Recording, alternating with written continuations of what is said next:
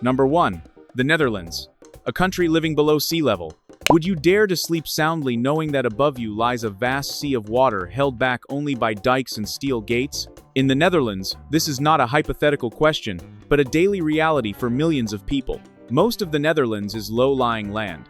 The highest point in the country, Valserberg Hill, is only about 322 meters tall. When compared to the thousands of meters high mountains in other European countries like the Alps or the Pyrenees, the highest hill in the Netherlands resembles a mere mound at the foot of a mountain, almost insignificant on the European topographic map. Conversely, the lowest point, Zuidplaspolder, is situated nearly 7 meters below sea level, meaning that many areas in the Netherlands are actually lower than the water level you see offshore. Therefore, the Dutch have had to learn to live with water. They have constructed an extremely complex system of dikes, canals, and pumping stations. Coastal dikes prevent water from flooding in, while hundreds of pumping stations continuously remove rainwater and groundwater. When high tides rise, the floodgates close. During prolonged heavy rain, water from the land is pumped back into rivers and the sea. This system operates 24 hours a day, almost without pause. This system is not just an engineering marvel. It is the lifeblood of the nation. Due to its scale and importance, UNESCO has recognized the Dutch water management system as one of humanity's artificial wonders. By controlling water, the Dutch maintain their land. And with land, they plant trees, engage in agriculture, and build cities. Despite lacking high mountains or large primeval forests, the Netherlands remains one of the greenest and cleanest countries in Europe. Green spaces, parks, and agricultural land are meticulously planned, as every square meter of land holds value. From this, it is evident that the Dutch are incredibly intelligent. This intelligence is also clearly reflected in their ability to connect with the world. The Netherlands is one of the countries with the highest rates of English speakers globally. Over 90% of the population can communicate fluently in English, even though it is not their native language. Thanks to their proficiency in English, the Dutch easily access international knowledge, collaborate with global corporations, and export products worldwide. Number 2. The mysteries of the Netherlands. There are some chilling truths about the Netherlands that textbooks will never tell you. And number 4 will definitely make you question your eyes. Today, the Netherlands is often referred to as an open, humane country with a high quality of life in Europe. However, just a few kilometers from Amsterdam, Pampas Island was once a completely different place. Throughout various periods in history, this island was used to imprison convicts, isolate the sick, and detain those deemed a threat to society. Pampas was almost completely isolated. The island was barren, with strong sea winds blowing year-round, damp housing, and a lack of light. Fresh water and food had to be supplied from the mainland and were often interrupted. Medical care was nearly non-existent, and the cold, damp winters allowed diseases to spread rapidly. As a result, people at the time referred to this place as the Island of Horror. You might think that the windmills in the Netherlands are merely decorative for tourists. However, in the past, they served as a secret communication system. Before the advent of telephones or newspapers, the Dutch used the position of the blades to convey important information. When the blades were fixed in a diagonal position, the entire village understood that a funeral was taking place. If the blades stopped perfectly vertical or horizontal, it signaled good news such as weddings or festivals. Conversely, if the blades stopped at an unusual angle, the villagers knew that an incident or danger had occurred. Just by looking from a distance, people could grasp the situation in the village without any announcement. Additionally, religion is also part of these mysteries. While the Netherlands is famous today for its freedom of belief, did you know that in the 17th century, Catholicism was not allowed to be practiced publicly? After gaining independence from the Catholic Spanish Empire, the Dutch government viewed Catholicism as a symbol of the colonial period. Catholics were not forbidden to believe, but they could not build large churches or hold public ceremonies. To maintain their faith, they were forced to construct secret churches in attics, warehouses, or behind private homes. From the outside, they looked like ordinary houses, but inside, they were fully equipped worship spaces. One of the most shocking events occurred in 1672, a period the Dutch refer to as the disaster year. Two brothers, Johan and Cornelis de Witt, who were the leading figures of the Dutch Republic at the time, were dragged out by a mob to the central square in The Hague. The Netherlands was in crisis, simultaneously facing attacks from multiple countries, economic collapse, and social chaos. In this atmosphere, the two brothers, Johan and Cornelis de Witt, were blamed for political decisions that weakened the country. Fueled by rumors and widespread panic, the mob pulled them into the central square in The Hague, and brutally killed them. Their bodies were then desecrated, demonstrating that the law was utterly powerless against the collective rage at that time. Number 3. Dutch women are independent and practical. If you're considering dating a Dutch girl, never offer to pay the bill if you don't want her to feel uncomfortable. This may sound counterintuitive to many cultures where it's considered polite for men to pay. However, in this context, such an action can sometimes be interpreted as viewing the other person as weaker or disrespecting her independence. Dutch women grow up in a society that values equality.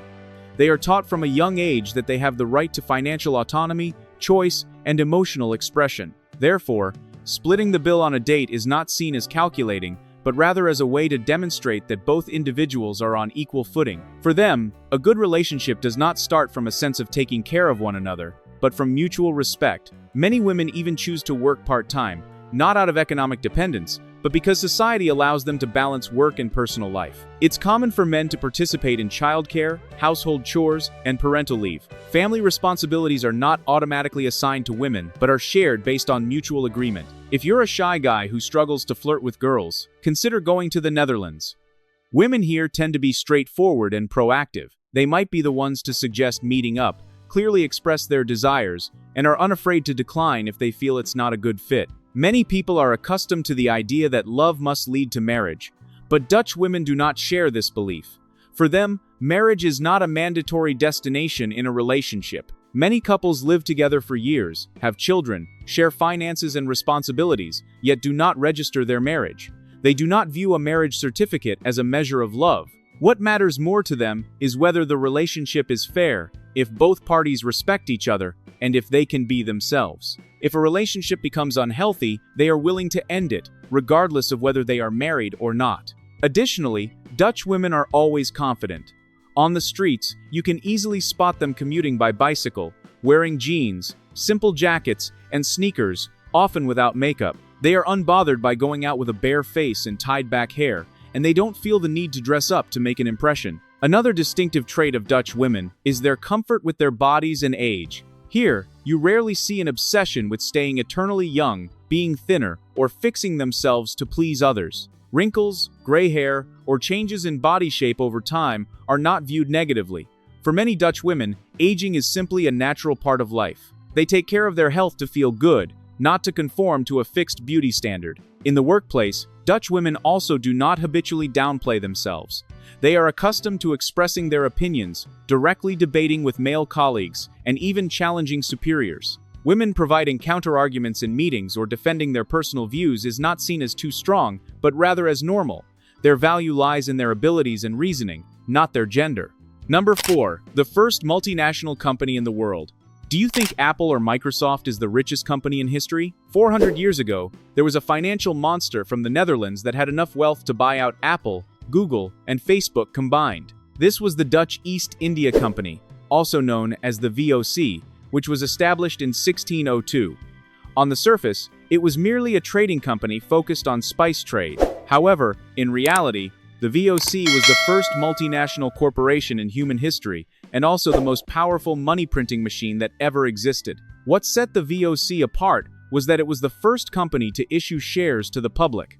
People could simply invest money to buy shares and wait for profits. But to protect those profits, the public and the government granted the VOC unprecedented powers.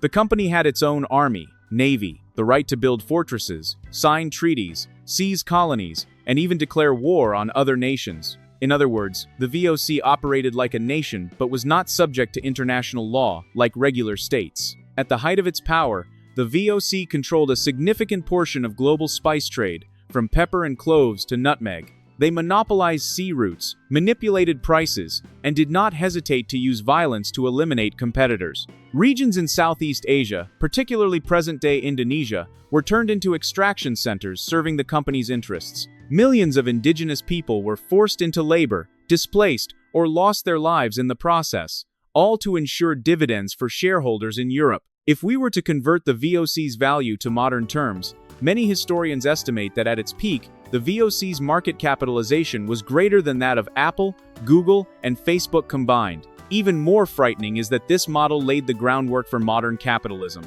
The ways of raising capital, distributing profits, expanding markets, and maximizing benefits that the VOC employed became templates for later corporations. The Netherlands, a small nation, rose to become a global financial and trade center. However, every empire of power eventually collapses, and the Dutch East India Company was no exception.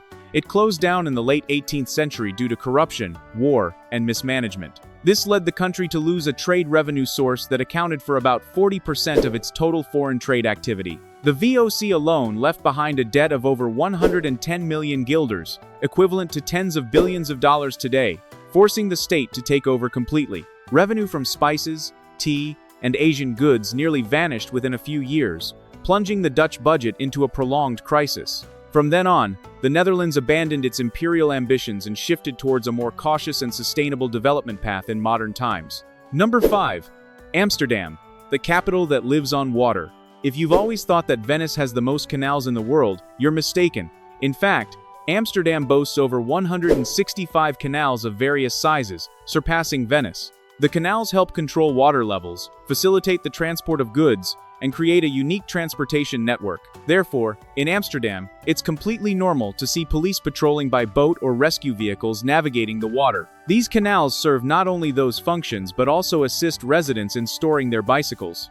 This leads to approximately 15,000 bicycles falling into the canals each year. Some are blown over by the wind, some are tossed in by thieves, and there are also many cases of drunken individuals propping their bikes up unsteadily. The number is so significant that Amsterdam has a profession dedicated to retrieving bicycles. Specialized teams use cranes and large nets to pull bikes from the bottom of the canals. Usable bikes are returned to their owners, while damaged ones are recycled or auctioned off. Interestingly, Amsterdam is built on over 11 million wooden piles driven deep into the ground. This is due to the fact that the land where Amsterdam is located was originally coastal marshland. The soil is soft, damp, and not firm enough for traditional building methods. If you were to place concrete foundations directly on it, the house would gradually sink, tilt, and crack within a few years. The Dutch recognized this hundreds of years ago and devised a rather daring solution. They drove long tree trunks down through the soft mud until they reached the solid sand below. These piles do not support the house like table legs. Instead, they distribute the entire weight of the structure onto a more stable foundation. On average, each old house in Amsterdam stands on about 10 to 12 piles. However, for larger structures, this number increases dramatically. The Royal Palace of Amsterdam, for instance, requires 13,659 wooden piles to remain stable. This means that every time you step into Dam Square, you are standing on a forest buried underground. You might wonder why these piles don't rot. In fact, wood only decays when exposed to oxygen. When completely submerged in stable groundwater, wood is preserved for a long time. Many of the piles beneath Amsterdam today are still tree trunks that were driven in during the 17th century, meaning they have existed for over 400 years. However, this is also the most sensitive point. If the groundwater level drops, the tops of the piles that come into contact with air will begin to rot. As more piles weaken, the buildings above may settle unevenly, causing walls to crack and floors to tilt. That's why many houses in Amsterdam appear to be on the verge of collapsing, yet they are still struggling to stand. Number 6. Interesting facts about the Netherlands. In 2001, what were you doing? Meanwhile, in the Netherlands, they were busy changing the course of world history by becoming the first country to legally allow same-sex couples to marry. Not just cohabiting, but true marriage, with all the rights and responsibilities of any other couple. To understand how bold this decision was, one must look back at the context of that time. In the early 2000s, in many countries, homosexuality was still considered taboo. Some viewed it as a disease, while others even classified it as a crime. Even in Europe, most countries only allowed cohabitation. So why did the Netherlands dare to take a step that the rest of the world was still avoiding? Because for the Dutch, the law is not meant to impose morality but to protect civil rights. If two people live together, pay taxes, raise children, and share responsibilities equally, then their gender should not be a reason for different treatment.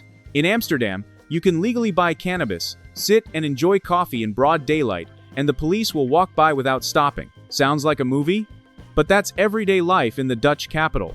When mentioning coffee shops in Amsterdam, many people think they are just regular cafes. In reality, adults over 18 can purchase a small amount of the good stuff, up to 5 grams at a time. They do not sell to tourists in bulk, do not sell hard liquor, and do not advertise aggressively. You walk in, order a coffee, and if you wish, select additional good stuff from the menu like choosing a pastry. What makes this model intriguing is not its liberal nature, but how the Netherlands manages it instead of prohibiting it. When sold in a legal environment, the state can easily regulate quality, the age of buyers, and limit the black market.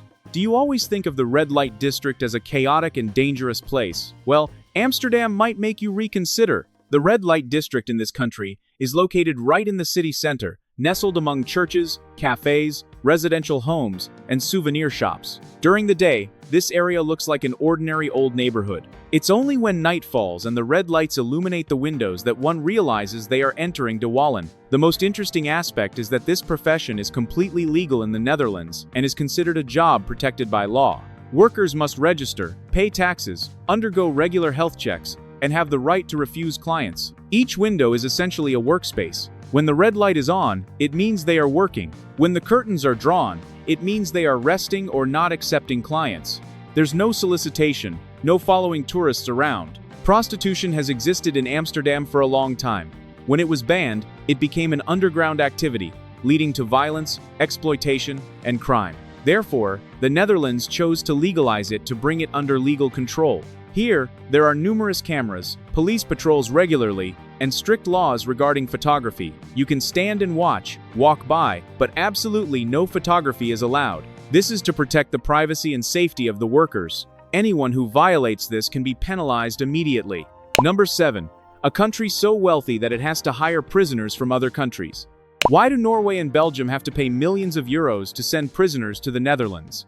This is not a joke, but one of the strangest prison import deals in Europe. Since around 2010, crime in the Netherlands has been decreasing unusually sharply. According to data from the Dutch Ministry of Justice, in less than 10 years, the number of prisoners has dropped by over 40%. Specifically, between 2010 and 2016, the total number of inmates in Dutch prisons fell from about 25,000 to under 15,000. Crimes such as theft, street violence, and particularly recidivism have all seen significant declines. Some newly built prisons, less than 10 years old, have found themselves empty. As a result, Dutch prisons do not have enough inmates to operate. Each year, the cost of maintaining an empty prison still consumes tens of millions of euros in personnel, maintenance, and security. Rather than continue to incur losses, the Dutch government chose to rent out the empty spaces to other countries. Since 2013, the Netherlands has officially accepted prisoners from Norway and Belgium.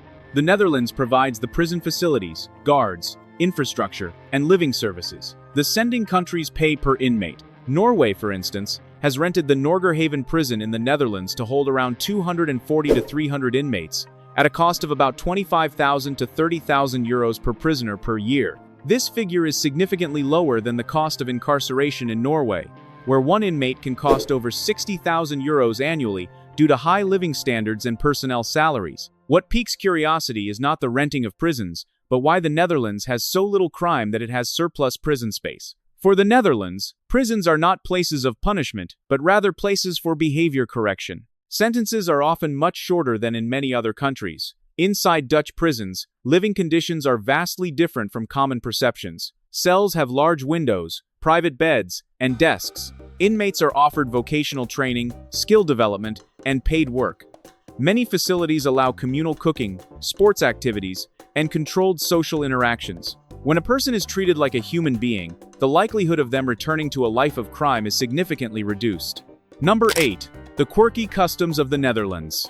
Do you feel scared living in a house with a door called the death door? In many old houses in rural Holland, there is a door designed to never be opened again. Particularly in homes built in the 17th and 18th centuries, there is always a small door that is not used for daily activities. The Dutch call it the death door. This door is usually located on the side or back of the house, completely separate from the main entrance where the living come and go. It is smaller than the main door, less decorated, and often obscured from view. Traditionally, this door is only opened once, when the coffin of the deceased is taken out. After the funeral, the door is sealed permanently, sometimes even bricked up. Ancients believed that if the deceased left the house through the main door, their spirit might remember the way back. The death door is seen as a one-way passage, ensuring that the departed leave completely, without lingering in the world of the living. Celebrating a birthday in Holland can be a cultural shock for introverts. When you arrive, you not only congratulate the host, but must also go around the room, shaking hands with each person, and congratulating them for being present on someone else's birthday. After that, everyone sits in a large circle, drinking tea or coffee, eating cake, and taking turns chatting. For foreigners, this scene is often jokingly referred to as the horrifying birthday circle, because it is too quiet and serious. But for the Dutch, this is a way to express equality. Everyone is equally important, and no one is left out. Another very strange custom is having a birthday calendar hanging in the toilet. In many Dutch households, you will find a calendar that only lists the birthdays of family, friends, and neighbors, hung right in the bathroom. The reason is simple. This is a place that everyone visits every day, so hanging the calendar there ensures that no one forgets anyone's birthday. For them, forgetting a friend's birthday is considered quite rude, so this calendar is almost a necessary item in every household. Number 9. The Dutch have changed the color of the world. Has anyone ever told you that the true color of carrots is not orange? Most of us grew up believing that carrots are inherently orange. However, the truth is that for thousands of years, carrots did not have that color. The ancient varieties commonly found in Europe and Asia were primarily purple, white, or light yellow. It wasn't until much later that orange carrots appeared, resulting from selective breeding by the Dutch around the 16th to 17th century. At that time, the Netherlands was entering a period of significant agricultural and commercial development. The Dutch realized that the orange carrot had many practical advantages over older varieties. It was sweeter, less bitter, less likely to discolor when cooked, and easier to grow on a large scale. Most importantly, its bright orange color made the product visually appealing, easily recognizable, and suitable for the market. As orange carrots were mass-produced, widely traded, and exported throughout Europe, they gradually replaced other varieties. Over time, orange carrots became the standard, while purple and yellow carrots became rare. A similar story unfolded with tulips, the most famous symbol of the Netherlands. Few people know that tulips did not actually originate in the Netherlands. This flower comes from Central Asia and was widely cultivated in the Ottoman Empire, which is present-day Turkey. Tulips were introduced to Europe as an exotic flower, and it was only upon reaching the Netherlands that their fate truly changed. The Dutch did not invent tulips, but they bred, cultivated, and commercialized them on an unprecedented scale. Tulip varieties were classified, and their colors, shapes, and blooming times were standardized. From being a rare flower for the elite, tulips became an agricultural commodity that could be exported in bulk. Over the centuries, the image of tulips became so closely associated with the Netherlands that much of the world defaults to calling them Dutch flowers, despite their original origins lying elsewhere. This small country early on became a center for breeding and producing agricultural seeds for the entire globe. Many modern fruits and vegetables we see today share similar characteristics: uniform size, stable shape, ease of cultivation, ease of harvesting, and resilience in long-distance transport. In a small country with limited land and less than ideal climate conditions, the Dutch have had to maximize every square meter of land efficiently. They prioritized high-yield, low-risk crops that were suitable for global trade. As these crops were widely exported, they gradually became the norm in the international market.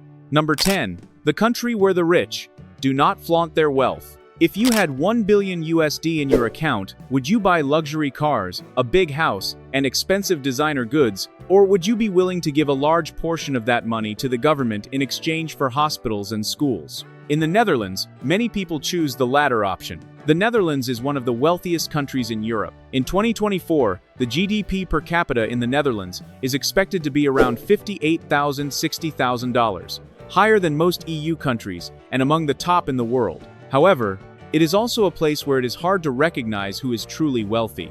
On the streets, a company director might ride a bicycle, wear an old coat, and stand in line like everyone else. Luxury cars are not uncommon, but they are not a status symbol. Designer brands exist, but they do not command respect. Here, flaunting wealth does not provide social advantages. Rather, it often creates a sense of awkwardness. The common lifestyle here emphasizes buying durable goods that last, repairing them when they break.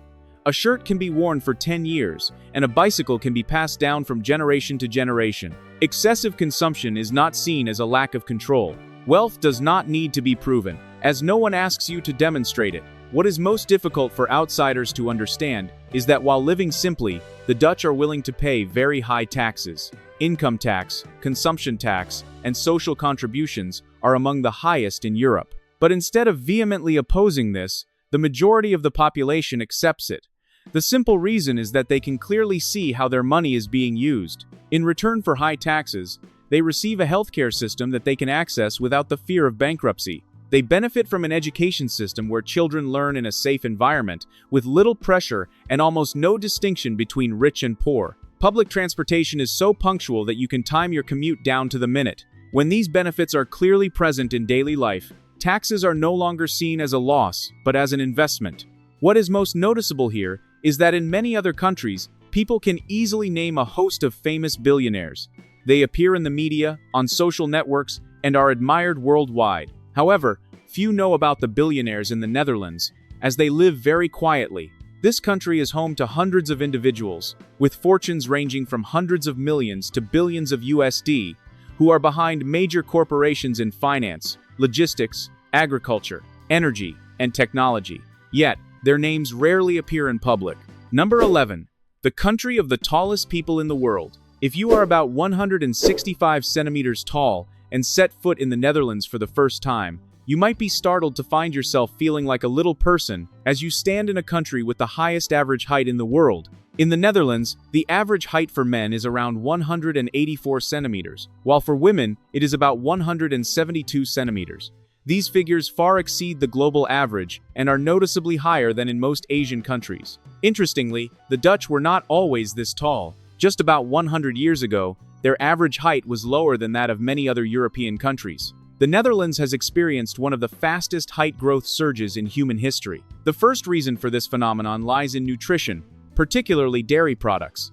The Netherlands is one of the highest consumers of milk and dairy products in the world. Children are given milk every day from a very young age, not only at home but also in schools. Milk, cheese, and yogurt are present in most meals, providing a steady supply of calcium and protein across generations. The second factor is healthcare and living conditions. Dutch children receive close health monitoring from birth. Nutritional issues, bone problems, or growth hormone deficiencies are detected early and addressed promptly. Combined with a low-pollution environment, plenty of physical activity, and minimal stress, their bodies have the opportunity to reach their full genetic potential. However, the height of the Dutch is not only reflected in their bodies, but is also clearly evident in their living infrastructure. Beds in the Netherlands are often longer than the European standard. Many tourists are surprised to find hotel beds measuring up to 210 centimeters. Kitchens are designed to be taller, and so are sinks and mirrors. If you are an average person at 165 centimeters, you might need to stand on a chair just to see yourself in the mirror. Even door handles, shelves, and public seating are set according to the tall person standard. If you want your children to be taller, perhaps you should consider moving to the Netherlands to marry and live there. What do you think? If you agree, comment with a 1. Number 12. Unique tourist attractions. Don't come here if you don't want to be enchanted by a beauty that seems to have stepped out of a fairy tale. Hidden behind modern cities, this country still retains places that time seems to have forgotten. Giethoorn is often referred to as the fairy tale village of the Netherlands, and this title is not just for fun. The first thing that mildly shocks visitors upon arrival is the absence of roads for cars. The entire village is connected by waterways, wooden bridges, and narrow paths along the banks. To get from one house to another, you must walk, bike, or paddle a boat. The residents of Giethoorn travel in small, nearly silent electric boats. As the boats glide across the water, what you hear is not the sound of engines, but the gentle splash of paddles, the chirping of birds, and the wind rustling through the trees. It feels quite strange for those who are used to the noise of traffic and engines. Additionally, there are thatched roof houses nestled by the canals, often featuring their own little docks, flower gardens, and low fences. No billboards, no large signs. In summer, Giethoorn looks like a living painting. In winter, when snow blankets the village, it resembles a scene straight out of a European children's book. If Giethoorn embodies the tranquil beauty of the countryside, Utrecht tells a fairy tale with an urban twist. This city has a history spanning over 2,000 years, older than Amsterdam, yet uniquely, Utrecht does not strive to show off its history. The city center is surrounded by an ancient canal system, with the wharves situated lower than the street level. Along the canals are old stone cellars that once served as warehouses from the medieval period. Today, they have been transformed into cafes, bookstores, and small bars. You can sit and enjoy coffee below the water level of the canal, watching boats drift right in front of you. If there is a place that most vividly represents the struggle for survival between the Dutch and water, it is Kinderdijk. This small village is home to 19 historic windmills, built in the 18th century, and now recognized by UNESCO as a World Heritage Site. These windmills were not built for decoration, they were once a vital part of the flood control system. When heavy rains or rising river waters occur, the windmills operate continuously to pump water out of the lowlands, protecting homes and farmland. If you had to choose, would you prefer to drift in a boat in Giethoorn, sit by the canal in Utrecht, or stand among the windmills in Kinderdijk? Number 13. The strange lifestyle of the Dutch. Never try Dutch licorice if you don't want to experience a taste shock. The Dutch are among the highest consumers of licorice in the world, averaging about 2 kilograms per person each year. However, the problem is that Dutch licorice is not sweet, like the candies you may have eaten before. It is salty, pungent, and some varieties even contain added salt. The common reaction of foreigners trying it for the first time is to grimace and spit it out immediately. In contrast, the Dutch eat it very calmly, even considering it a childhood favorite. For them, licorice is not just a treat, but a dietary habit tied to their culture. Another shock comes from their passion for cycling. In the Netherlands, the number of bicycles exceeds the population. However, what surprises tourists is not just that they ride bikes, but that they do so regardless of the weather. They cycle in pouring rain, strong winds, and even falling snow, often with just a thin jacket on. You might even see someone transporting 2 children, a dog, or even bulky furniture on the same bicycle. Next is a detail that makes many people feel awkward from the very first encounter: the greeting with 3 kisses. When meeting acquaintances or close friends, the Dutch do not give 1 or 2 kisses, but 3 on the cheek in the order of left, right, left. This is a very common social practice. If you stop at the second kiss, the moment that follows can become extremely awkward, as the other person is still waiting for the third. This often happens at birthdays, family gatherings, or intimate meetings. Another mild shock is the absence of curtains in homes. Walking in the evening in the Netherlands, you will see many brightly lit houses with no coverings at all. You can look straight into the living room, dining area, or bookshelves. For the Dutch, this is not an invasion of privacy. On the contrary, they see it as a sign of transparency. Time in the Netherlands is valued to such an extent that it is almost absolute. Being on time is considered a moral standard, not just a matter of politeness. An appointment at 8 means exactly 8. Arriving a few minutes late can be perceived as disrespectful. This mindset is closely tied to their approach to money. The phrase "going Dutch" originated from this practice, meaning that each person pays for their own share when dining out, even on dates. No one sees this as stingy or lacking in finesse. For them, splitting the bill makes all relationships more comfortable and clear. Number 14. Simple cuisine. Would you be willing to eat a cheese sandwich every lunch in exchange for a more organized, efficient, and less stressful life? One shock for many foreigners is how incredibly simple Dutch lunches are. Many people just eat a few slices of bread with cheese or cold cuts, accompanied by milk or coffee, before returning to work. Dinner is the important meal, as that's when families gather, although the food is still not overly elaborate. In this seemingly bland cuisine, cheese is the greatest pride. The Netherlands is among the countries with the highest cheese consumption in the world, averaging about 16 to 17 kilograms per person per year. Cheese is present everywhere, from breakfast and lunch to snacks. At the market, you will see large cheese wheels weighing several kilograms, cut and sampled directly like fruit. Some traditional dishes clearly reflect their practical nature. Stamppot is a dish of mashed potatoes mixed with kale or carrots, served with smoked sausage. This dish was created to combat the cold and keep you full for a long time. Hutspot is another variation, consisting of mashed potatoes, carrots, and onions, with a mild sweetness and softness. These are family meals that frequently appear during the cold season. If there's one dish that makes tourists hesitate the most, it's the raw herring marinated in salt.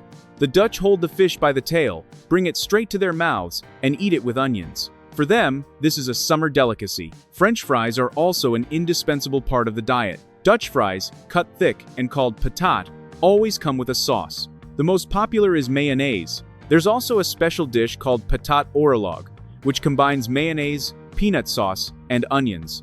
It sounds unusual, but it's very much loved. Interestingly, despite the simplicity of local cuisine, The Netherlands has a strong influence from Indonesian cuisine due to its colonial history. Dishes like satay, spicy stews, salty sauces, and the rijsttafel meal with a variety of small dishes served with white rice have become familiar parts of the dining table. Notably, rijsttafel, meaning rice table, is not commonly found in Indonesia in this exact form. It has been rearranged by the Dutch to fit their eating habits. Additionally, the Netherlands has some very distinctive sweet treats. Stroopwafel is a prime example. It consists of two thin waffles with caramel syrup in between, often placed on top of a hot cup of coffee to allow the syrup to soften before eating. Number 15. Reasonable cost of living. The Netherlands is often labeled as an expensive country in Europe, but when breaking down individual expenses, the reality is much more balanced than one might initially think. The cost of living here is not cheap, but it is predictable, transparent, and commensurate with what residents receive in return. Rent is the largest expense, especially in major cities. If you live in the city center, a one-bedroom apartment typically ranges from $650 to $1,250 per month, depending on the city and location. Amsterdam and Utrecht fall into the higher range, while Rotterdam and Eindhoven are more affordable. If you are willing to live in the suburbs or satellite cities, costs drop significantly to around $400 to $780 per month, but you can still easily commute to the city center by train or tram. Utilities such as electricity, water, and heating in the Netherlands usually range from $85 to $150 per month, thanks to energy-saving systems and stable infrastructure. High-speed internet is quite affordable, costing only about $30 to $40 per month, sufficient for remote work, studying, and entertainment. Public transportation operates efficiently and on time. The average monthly pass costs between $70 and $85, but many people save even more by cycling, which is almost free after the initial purchase. If you cook at home, monthly food expenses typically amount to around $200 to $300. Supermarkets are common, with food sources being clear and prices stable. The Dutch eat out infrequently, so cooking at home is considered the default choice rather than a reluctant means of saving. In summary, a person living in the city center would need about $1,100 to $1,800 per month to live comfortably. If living in the suburbs, this figure drops to $800 to $1,100 per month, still ensuring a good quality of life, safety, and convenience. Importantly, costs in the Netherlands do not fluctuate wildly. You know exactly what you are paying for, and in return, you receive healthcare, education, transportation, and living conditions that are among the best in Europe. If you had to choose between a cheap place that lacks stability and a moderately priced place with a more manageable lifestyle, which would you choose? The conclusion. And those are 15 interesting facts about the Netherlands, a small country that always surprises the world, from how they live below sea level, their social organization, to seemingly minor everyday details that reveal a whole mindset behind their way of life. Which of the 15 facts surprised you the most? Is there any detail that made you rethink how a society operates? Please leave a comment below to share your perspective. And if you found this content helpful, don't forget to like, subscribe, and turn on notifications to continue exploring countries that seem familiar yet surprisingly different in our upcoming videos.